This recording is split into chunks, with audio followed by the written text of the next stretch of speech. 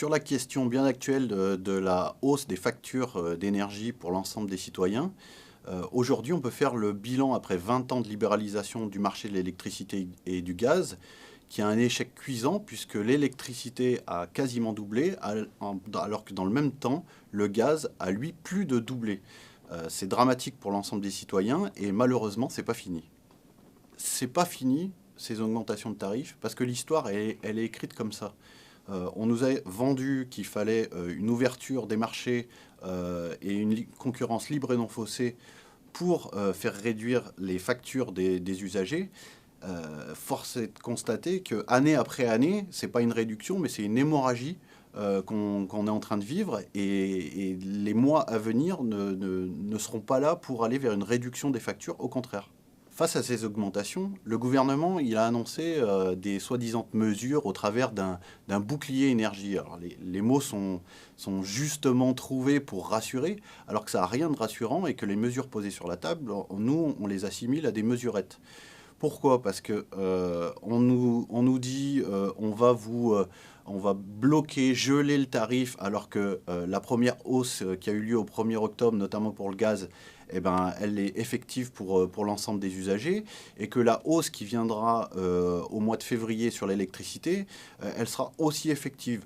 On vient masquer l'augmentation en lissant cette augmentation, mais rien ne nous dit que après le mois d'avril et en gros après les présidentielles, on n'aura pas encore une augmentation des tarifs.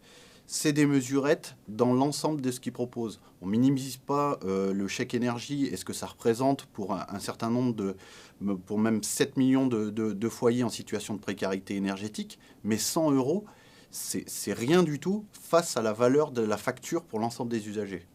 Le Premier ministre pose 100 euros de chèque énergie pour 6 millions de foyers. Ces 6 millions de foyers, il sait pertinemment qu'il n'y en a que la moitié qui utiliseront ce chèque énergie à peu près, puisque avec un certain nombre de difficultés dans le fonctionnement du chèque énergie, ils savent à l'avance qu'il ne sera pas consommé dans sa globalité. Et en plus, dans la même phrase, le Premier ministre nous dit je ne peux pas baisser la TVA, mais je finance le chèque énergie avec les excédents de TVA.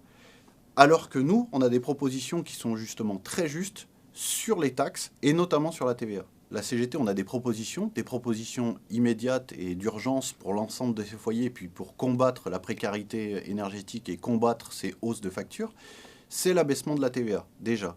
Cet abaissement de la TVA à 5,5% sur l'ensemble de la facture permettrait pour un foyer, on va dire, lambda de 4 personnes dans une maison, isolée de manière à peu près efficace, donc quelque chose d'assez représentatif, d'économiser 400 euros sur la facture annuelle. Alors pourquoi cet abaissement de TVA à 5,5% ? Tout simplement parce que l'électricité et le gaz, c'est des biens de première nécessité, qu'il faut qu'on les considère en tant que tels, et qu'il faut que la puissance politique décide de les considérer en tant que tels pour l'intérêt général de la population. Mais côté CGT, nos propositions, elles ne s'arrêtent pas là. Il faut vraiment, réellement parler de services publics, de l'électricité et du gaz. C'est ce qu'on porte notamment à la FNME dans notre programme progressiste de l'énergie.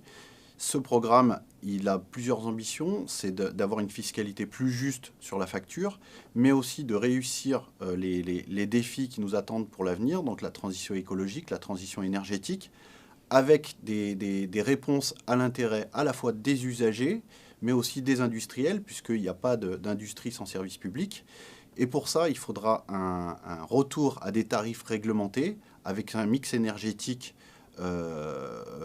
équilibré, pilotable, et des tarifs régulés de vente.